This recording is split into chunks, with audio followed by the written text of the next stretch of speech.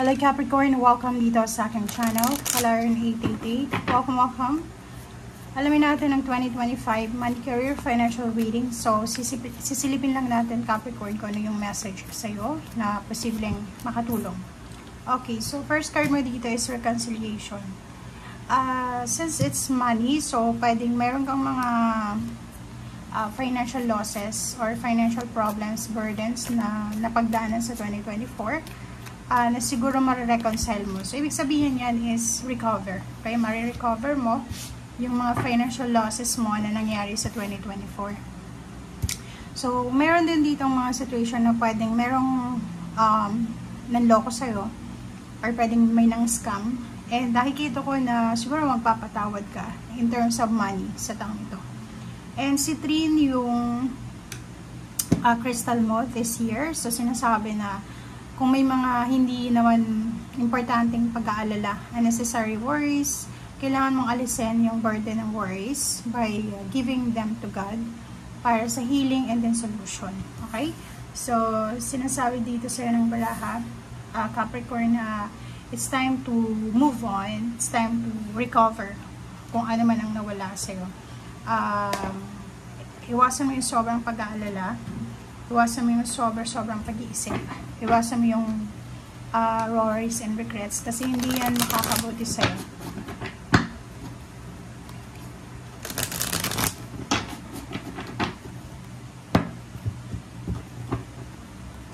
Okay, first card natin sa third deck is Queen of Pentacles. So, yung Queen of Pentacles is a manifestation of money. So, ibig sabihin, for the year 2025, makakahawa ka ng financial wealth. So, balance. Okay? So, through your sacrifices, mga hard work na yan, sinasabi sa'yo dito na mahahawakan mo yung financial success and wealth na minamanifest mo or tinatrabaho mo. Ten of Swords is reconciliation. So, may mga financial losses, burdens, pain, heartaches. Marami kang pinagdaanan na masakit, lalo na sa usaping pera, na posibleng makaka-recover ko is ending, recovery, new beginnings in terms of money.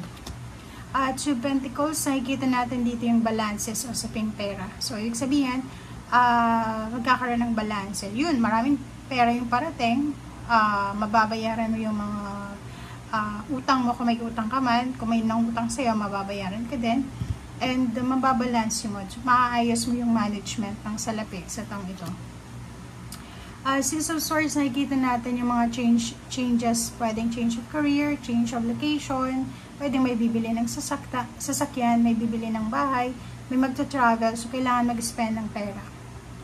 Okay, yung iba din sa inyo dito, King of Pentacles din. So, nandito yung King and Queen of Pentacles. So, yung feminine, masculine energy ng money, ng pera, ay naandito sa taong ito. So, ibig sabihin, it's a confirmation na babae ka man or lalaki, posibleng magiging successful ka in terms of money.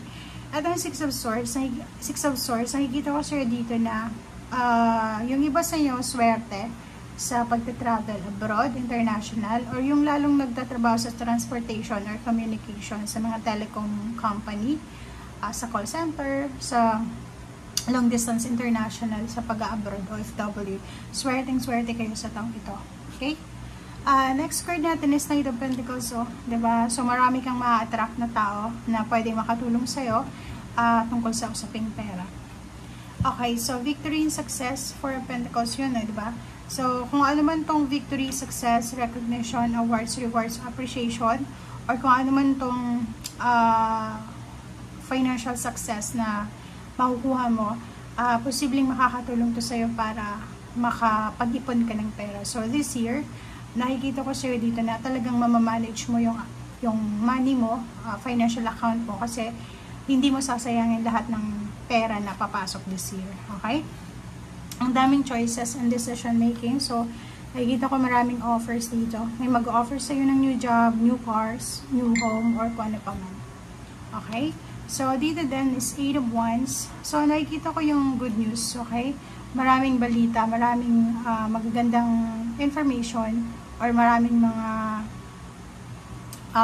tawag dito, communication. So, sinasabi din sa'yo ng barahan na isang napaka-importanting komunikasyon from far or near places siya na posibleng makakatulong sa'yo. Okay? So, sinasabi sa'yo dito na be careful kasi baka hindi mo yan mapansin. Okay? Dahil sa sobrang busy mo, pwedeng magkaroon ka ng tawag dito, yung mawalan ka ng oras or mawalan ka ng tawag dito, ng focus sa kung ano yung parating kasi masyado tayong nakafocus sa ibang bagay. Okay? So yun, strength card, so yung money mo dito is strong, yung strength na is malakas, level up. Okay, so walang masyadong problema sa pera. Ingat-ingat lang kasi maraming papasok sa buhay mo para utangan ka. So, kung i-reject mo lahat ng mga favor na hihingin nila, talagang magkakaroon ka ng kaaway or maraming mga away sa'yo. Nakikita ko rin sa'yo dito dahil sa financial success mo, maraming maiinggit sa'yo this year. So, which is, hindi mo naman kasalanan yung Capricorn kasi ikaw yung nagtrabaho, ikaw yung naghanap nito. Okay? May iba ditong Capricorn na masyadong nagpi-people please sila. So, yung parang kakainin na lang nila, ibibigay pa nila sa ibang tao. So, nakikita ko siya dito, huwag kang matakot. Okay? Kung talagang kailangan mong mag-ipon, kailangan mag-ipon. Kung kailangan mong i-reject yung mga favor na hinihingi nila, i-reject mo. Kasi dito sinasabi na recovery ngayon eh. Paano ko makaka-recover sa financial kung lahat ng mga favor na hinihingi sa'yo ay hindi ay lahat ng pagbibigyan dahil people please mo sila. Okay? Seven of Swords, King of Swords, nakikita ko sir dito, sobrang napaka-positive, napaka-forward movement ng plano mo sa pera. But mayroong mga tao sa paligid mo talaga na hindi sila faithful, hindi sila sincere. So, yun. Iwasan mo yung pagpapautang talaga this year. 77, sinasabi sir dito na tuloy mo lang kung ano yung plano mo this year kasi malapit ka na eh, 'di ba? Makukuha mo kung ano talagang tinatrabaho mo this year. Ayun, mag-iingat ka lang kasi mayroong mga tao ditong lihim na may galit sa iyo or lihim na may inggit sa iyo na hindi nila nagugustuhan yung mga blessings na natatanggap mo this year. So kung ako sa iyo, umiwas ka diyan sa mga taong 'yan. Okay? Huwag masyado magtitiwala. Your significant numbers is 77737. So nakikita ko lahat ng hinihintay mo ay mapapasayo sa taong ito, lalo na in terms of money. Tingnan mo to, Ace of Swords. Ang Ace of Swords na yan is money. So, kung ano man itong hinihintay mo in terms of money, ay talagang makukuha mo. Kung ano man itong tinatrabaho mo, lalo ngayon, kung ano yung ginagawa mo sa ngayon, talagang magre-result yan sa positive, lalo na sa usaping financial. And mostly, walang sayang. Yung mga sacrifices mo, yung pagtitipid mo, yung plano mo, strategy ba, ay walang sayang, walang tapon. Lahat yun magdadala sa'yo ng positive outcome. Okay? So, thank you guys. Bye!